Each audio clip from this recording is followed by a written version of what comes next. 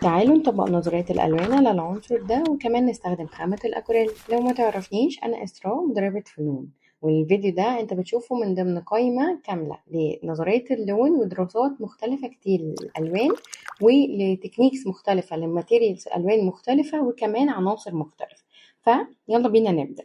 أول حاجة خالص هنلاحظ إن الأكريل خامة شفافة، يعني مية لون، هي دي اللي ببدأ بيها السكتشز بتاعتي. الطبقات دي هتساعدني اني اشتغل على العنصر بتاعي براحتي قوي. وطبعا كالعادة هنبدأ بمكان الظل زي ما اتعودنا. اللي احنا هنعمله دلوقتي باللون الأحمر، لأن اللون الأساسي أو لون العنصر اللي أنا بشتغل فيه الأصلي هو اللون الأخضر. وبما أني عايزة أعمل ظل على اللون الأخضر فهستخدم إيه؟ اللون المكمل بتاعه اللي هو اللون الأحمر الأساسي. بس بما اني عايزه اعمل ظل اكتر غامق او مكان معتم شويه زياده والضوء مش واصل للمساحه دي، بما انها غائره شويه او حتى هنا معتمه، فهبدا ان انا استخدم لون كمان مكمل للون الاحمر.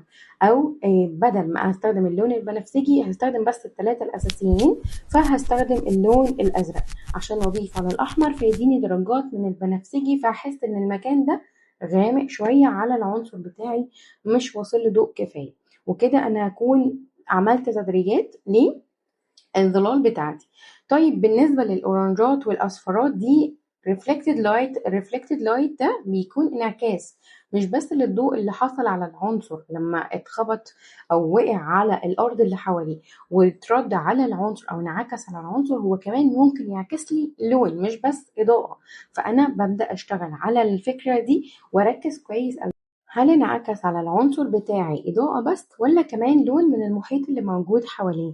تاني حاجة كمان، أحيانا عناصر زي الفواكه والخضروات والحاجات دي كلها بيكون فيها جزء طيب أو استوى بمعنى أصح أكتر من جزء تاني. يعني ممكن يكون جزء زي ما انتوا شايفينه كده أخضر ليمون ولسه ما استواش، وجزء تاني طاب خالص وبقى لونه أورنجات أو أصفرات اللي هي خلاص بقت خلاص أنا مسكرة. فاهمين انتوا الكلام ده؟ فلازم كويس أوي ألاحظ ده.